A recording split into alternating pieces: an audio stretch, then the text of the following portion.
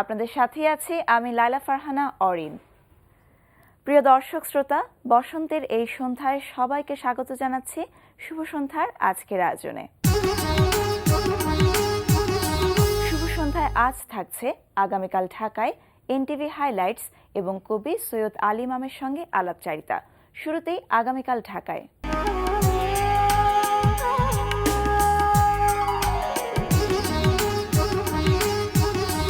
প্রথমেই জানিয়ে দিচ্ছি নাট্যোৎসবের সময়সূচি।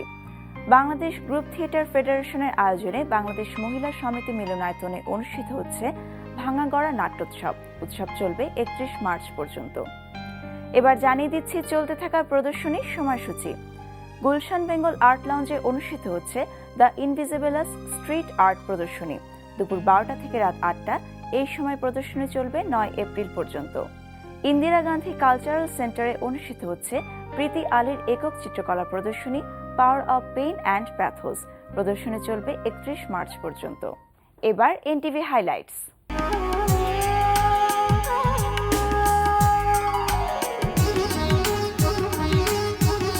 এবার জেনে নিন কি কি থাকছে এনটিভির রাতের অনুষ্ঠান সূচিতে। সন্ধ্যা 6:45 দেখবেন নেওয়াজ মোর্শেদ দীপুর প্রযোজনায় অপরাধ বিষয়ক অনুষ্ঠান ক্রাইম ওয়াচ।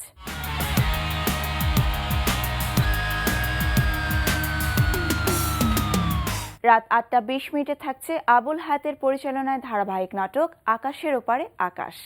ও বুঝতে পেরেছি, সকালের বিষয় নিয়ে তুমি রাগ করেছো না? যে দুষ্টমি করেছো তুমি রাগ করেছো? ওটা তোমার দুষ্টমি ছিল না? অবভিয়াসলি। তুমি কি সিরিয়াসলি নিয়েছো?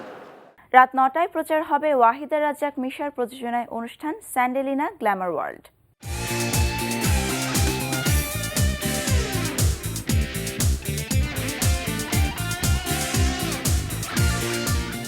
রাত 9:40 দেখবেন পান্থ শাহরিয়ারের রচনায় এবং নঈম ইমতাজ নিয়ামুলের পরিচালনায় ধারাবাহিক নাটক বাক্সবন্দী। এত কিছু পর একটা মানুষকে সন্দেহ করা যায়? কি জানি, মনে করতে পারে এই সন্দেহ করাটা আমার একটা অভ্যেস। এটা খুবই অন্যায় মদনমোহন বাবু। কিন্তু কারো কাছে অবৈধ অস্ত্র থাকাটা কি অন্যায় নয়? এই একটা জায়গা থেকে আমি হিসাবটা ঠিক মিলাতে পারছি না। তার মানে রাত 11:30 দেখবেন মাবরুর রশিদ বান্নার পরিচালনায় ধারাবাহিক নাটক হাউস 44। তোমার ফয়সালের চেহারা, এক্সপ্রেশন, অঙ্গ ভঙ্গি সব দেখেই বোঝা যায় যে মানে সব কিছুর মধ্যে ওর একটা চোর চোর ভাব আছে। মানে বোঝা যায় যে something fishy is up with him always.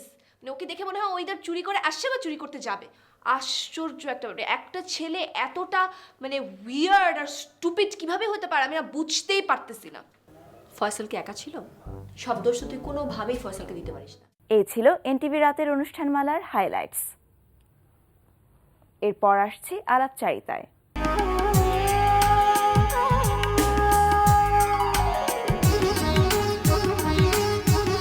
কবি সৈয়দ আলী ইমামের কবিতা নিয়ে প্রকাশিত হয়েছে কবিতার দুটি বই, অকাল বসন্ত ও কাব্যকাহিনী। প্রিয় দর্শক, আমাদের আজকের অতিথি কবি সৈয়দ আলী ইমাম। চলুন কথা বলি তার সঙ্গে। শুভ সন্ধ্যা। শুভ সন্ধ্যা। কেমন আছেন? ভালো আছি, তুমি কেমন আছো? জি, আমিও ভালো আছি। আমন্ত্রণ আমাদের আজকের আয়োজনে। আমরা জানি যে এই বছর 21শে বইমেলা আপনার লেখা দুটি কাব্যগ্রন্থ প্রকাশিত হয়েছে, অকাল বসন্ত এবং কাব্যকাহিনী। তো প্রথমে এই দুটি বইয়ের প্রসঙ্গে একটু আসতে চাই। কাব্যকাহিনী মূলত কি ধরনের কবিতা বা কাব্য ছিল এই বইটিতে? আমি ছেলেবেলায় কবিতা লিখতাম এবং আমি পূর্ণ যুবক হওয়া পর্যন্ত, আমার 25 বছর বয়স হওয়া পর্যন্ত আমি কবিতা নিয়েই মেতেছিলাম। তারপরেই দীর্ঘ 57 বছর আমি কবিতা লিখিনি। 57 বছর একটা পূর্ণ দৈর্ঘ্য জীবন। কবিতা লিখিনি, যদি প্রশ্ন করেন কেন, কবিতা মনে আসেনি তাই লিখিনি। আচ্ছা। গত বছর 21শে ফেব্রুয়ারি রাত 12টার পরে, 21শে ফেব্রুয়ারি প্রথম প্রহরে কবিতা আবার আমার মনে দেখা দিল। আচ্ছা। সেই থেকে আজ 1 বছর 1 মাস আমি কবিতা লিখেই চলেছি। জানি না আবার কবে লেখা বন্ধ হয়ে যায়। তার মানে আপনি অনেকটা স্বাধীন চেতা একজন কবি। আপনার মনে যেটা পছন্দ হয়, আপনাকে যে বিষয়গুলো বেশি ভাবায় সেগুলো নিয়ে আপনি কবিতা লিখতে পছন্দ করেন। হ্যাঁ, কবিতা তো আমি লিখি না, এটা কবিতা মনে আসে। মনে আসে, আচ্ছা। তো এইভাবে আমি প্রায় গত 1 বছরে প্রায় 120টার মতো কবিতা লিখেছি। এবং যতদিন আমার মনে কবিতা আসবে ততদিন লিখে যাব। আচ্ছা, কাব্যকাহিনী বইটিতে মোট কয়টি কবিতা ছিল?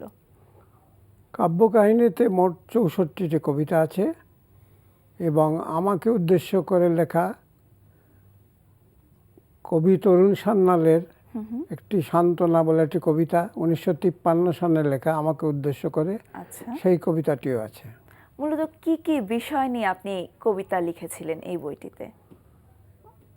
আমার মুশকিল হলো কি, যখনই কবিতা লিখতে যাই আমার জীবনের সাথে সেটা জড়িয়ে যায়।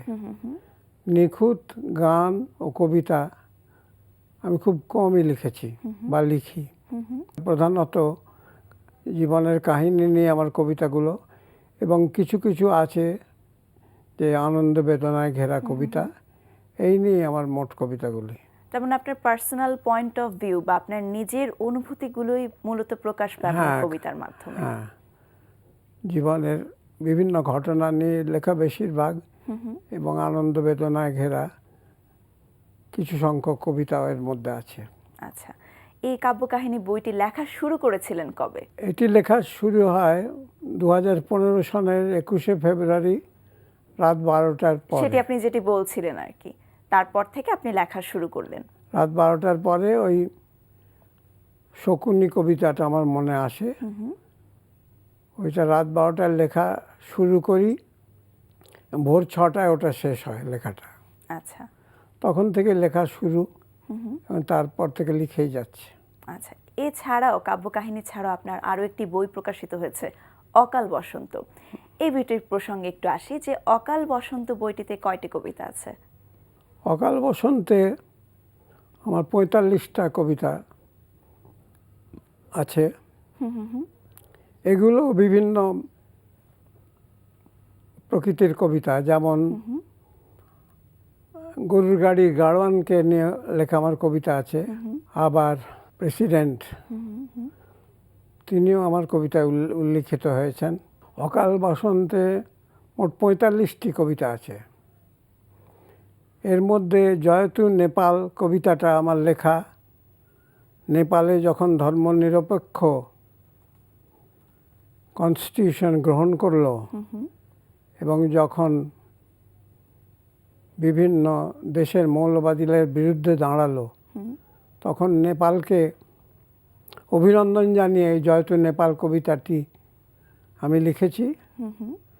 এবং ঢাকায় নেপালের ডেপুটি হাই কমিশনার কবি সুশীল লামসাল আমাকে বলেছেন এই কবিতাটি তিনি নেপালি ভাষায় অনুবাদ করবেন। এই যে কাব্যকাহিনী এবং অকাল বসন্ত প্রকাশিত হলো, তো প্রকাশ হওয়ার পর থেকে আপনার যারা কাছের মানুষ আছেন, যারা শুভানুধ্যায়ী আছেন এবং যারা পাঠক, তাদের কাছ থেকে কেমন রেসপন্স পেয়েছেন?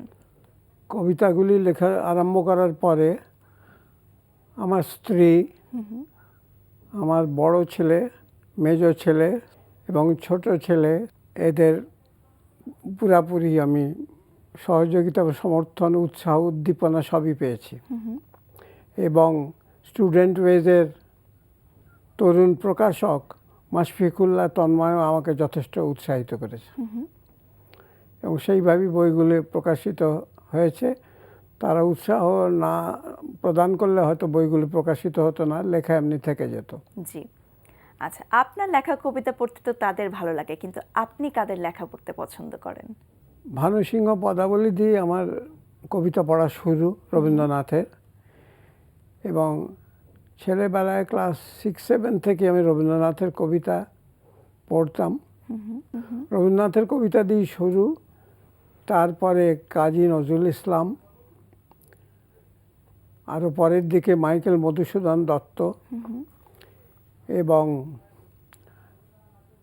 জীবনানন্দ দাশ, জি, সুকান্ত ভট্টাচার্য, এদের কবিতা, এবং আমার স্যার বিষ্ণু দে এবং আমার স্যার নারায়ণ গাঙ্গুলি, যার পোশাকি নাম তারকনাথ গাঙ্গুলি, এদের কবিতা দিয়ে আমার কবিতার পথযাত্রা।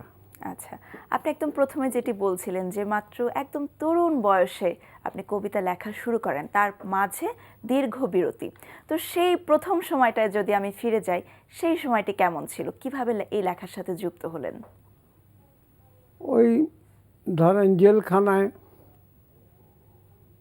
কন্ডেম সেলে কম্বলের উপর বসে কবিতা লিখতাম। চাঁদের আলো এসে পড়তো সেলের গড়াদের ফাঁক দিয়ে। কবিতা লিখেছি, সেগুলো আবার পাচার হয়েছে। আচ্ছা, পাচার হয়ে বাইরে বর্ধমান বাণী বলে একটা পত্রিকা ছিল, সেখানে সম্পাদক ছিলেন শ্রী রাধা গোবিন্দ দত্ত। ওনার হাতে গেলে সেটা আবার উনি পাবলিশ করতেন। এইভাবেই ছাপা হতো। তারপর আমরা বন্ধু বান্ধব, তারা এখন অনেক পশ্চিমবঙ্গের বিখ্যাত কবি তরুণ সান্যাল, জি, তারপরে কামাখ্যা মুখোপাধ্যায়, তারপর চিত্ত ভট্টাচার্য, লেখক এবং কবি, এদের সাথে মিলে আমরা সপ্তর্ষি বলে একটা সংকলন তখন বের করেছিলাম। আচ্ছা, তো সেসব এখন কিছুই নেই। আমার সেই ছেলেবেলার কবিতার খাতাও হারিয়ে গেছে। একটা কবিতা মনের মধ্যে ছিল, এপ্রিল 1958, আচ্ছা, তখন আমি ঢাকা থেকে একবার কলকাতা যাই। সেই কবিতাটি মনে মনে ছিল, ওইটা আমার বইতে প্রকাশিত হয়েছে। এছাড়াও তো বিভিন্ন পত্রিকা আপনার লেখা প্রকাশিত হচ্ছে, কবিতা প্রকাশিত হচ্ছে। তো এরকম কিছু উল্লেখযোগ্য কবিতার নাম জানতে চাই যেগুলো বিভিন্ন পত্রিকায় প্রকাশিত হয়েছে। কলকাতায় সপ্তাহ কাগজে আমি লেখার সঙ্গে সঙ্গে প্রকাশিত হয়েছিল শকুনি কবিতাটি। তারপরে স্বদেশ বলে একটা কবিতা প্রকাশিত হয়েছিল। কাব্যকাহিনী বইটা আমার এই কালের কণ্ঠ পত্রিকায় ওটা রিভিউ করা হয়েছিল বইয়ের ছবি দিয়ে। শব্দঘরে একটা কবিতা ছাপা হয়েছে। তারপরে রোববারে ভ্যালেন্টাইন ডের কবিতা আমি লিখেছি, আচ্ছা, সেটাও ছাপা হয়েছে। কথা বলতে বলতে অনুষ্ঠানের একদম আমরা শেষ দিকে চলে এসেছি। অনেক ধন্যবাদ আমাদের শুভ সন্ধ্যা আসার জন্য, এবং আপনার এই কবিতা লেখার ধারা অব্যাহত থাকুক এই প্রত্যাশা করছি। আমাকে এখানে আমন্ত্রণ জানানোর জন্য এনটিভিকে ধন্যবাদ, এবং তোমাকে অসংখ্য ধন্যবাদ। প্রিয় দর্শক, কথায় কথায় আমরাও চলে এসেছি অনুষ্ঠানের শেষ প্রান্তে। আমাদের সঙ্গে যোগাযোগের ঠিকানা প্রযোজক শুভ সন্ধ্যা, এনটিভি বিএসসিসি ভবন, 7 তলা, 102 কাজী নজরুল ইসলাম এভিনিউ, কারওয়ান বাজার, ঢাকা 1215। আমাদের ইমেল অ্যাড্রেস shubhasondha@ntvbd.com। প্রিয় দর্শক, এনটিভিতে সম্প্রচারিত সংবাদ ও অন্যান্য সকল অনুষ্ঠান দেখতে লগ ইন করুন www.ntvbd.com-এ। সবাই ভালো থাকুন, নিরাপদে থাকুন। শুভ সন্ধ্যা।